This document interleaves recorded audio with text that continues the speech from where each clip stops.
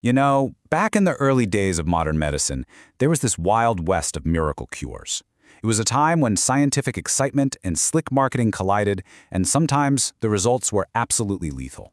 Today, we're going to dive into one of the most infamous examples, a wonder drug that promised the world, but delivered something straight out of a nightmare. So let's just start with this really weird, unsettling question. Why on earth would a champion golfer, a titan of industry, need to be buried in a coffin lined with lead? I mean, that's not normal, right? The answer is the key to this entire tragic story.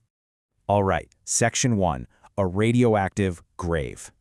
Our story kicks off with the man inside that very coffin, a guy whose life and, more importantly, his death, would completely change how we think about the safety of the products we use every day. So who was this guy, Eben Byers? Well, he was basically the definition of success back then. We're talking a wealthy industrialist, a U.S. amateur golf champion. He was a big deal, a well-known socialite, the kind of person you'd think was just invincible. And that's exactly what makes what happened to him so absolutely shocking. Okay, on to Section 2, the miracle in a bottle. Now, this whole crazy story starts with something super mundane, a simple accident, the kind of thing that could happen to any of us. But the cure he was given? Yeah, that was something else entirely. So get this, in 1927, he hurts his arm after falling out of a sleeping car on a train. A doctor tells him, hey, you should try this new stuff, Radithor.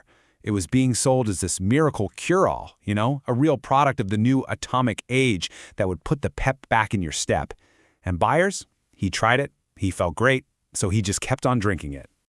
Now, you gotta understand, this wasn't totally out of left field. This was the height of the radium craze. After Marie Curie discovered it, people thought radium was magic. I mean, they were putting it in toothpaste, water coolers, even chocolate, thinking it had these amazing health benefits. Radithor was just, well, the most hardcore version. It was literally, and I mean literally, just radium isotopes dissolved in water. And they sold it as a health drink. And Byers didn't just dabble. Oh no, he became a true believer. From 1927 to 1930, it's thought he drank somewhere around 1,400 bottles. 1,400! He was so convinced it was a miracle cure, he was giving it away to his friends. He even gave it to his racehorses.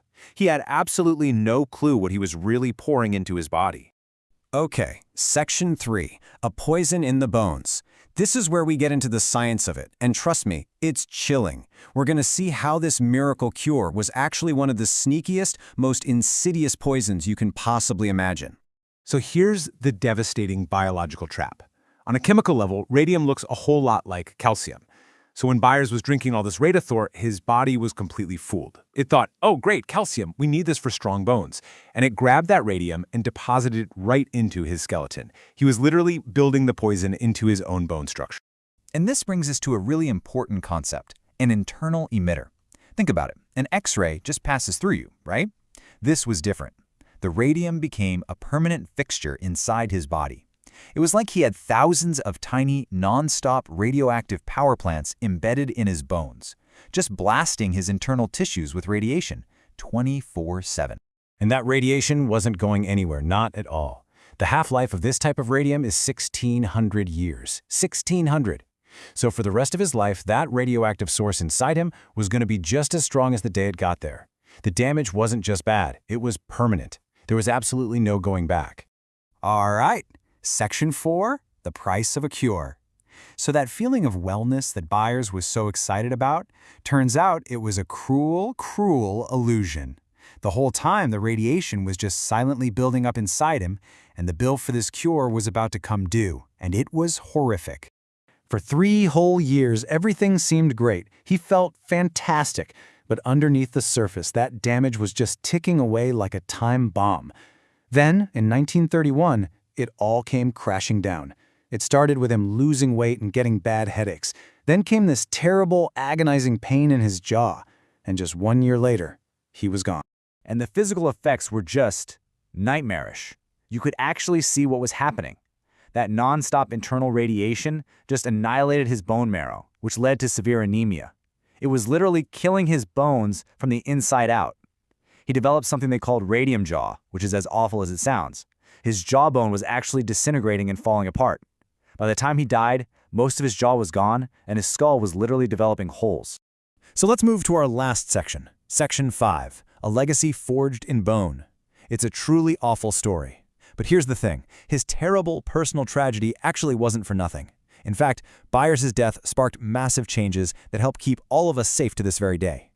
See, because Eben Byers was such a big shot, his death became a massive news story. This wasn't something you could just ignore or sweep under the rug. People were shocked, and that public outrage forced the government's hand.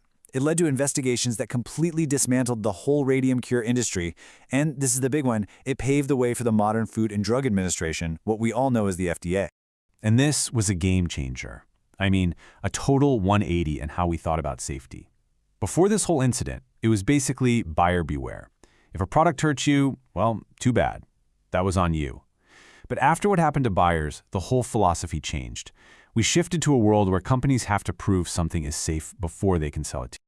So, what are the big lessons here? His story basically wrote the playbook for modern public health. First, and this is a big one, just because you don't feel sick right away doesn't mean something is safe. Second, we learned that poisons you take into your body are a whole different, much scarier ballgame. And maybe the biggest lesson of all, just because a new technology is exciting doesn't mean we can skip doing the hard work of understanding how it actually affects our bodies. When you really think about it, the story of Eben Byers teaches us something profound. Safety isn't some natural property of a thing, you know? It's not just good or bad. It's something we have to build. It's a system made of knowledge, of good regulations, and honestly, just a healthy dose of caution. It's how we protect ourselves from what we don't know. And his radioactive skeleton, still potent after all these years, serves as this chilling, permanent reminder of the price we pay when those systems fail.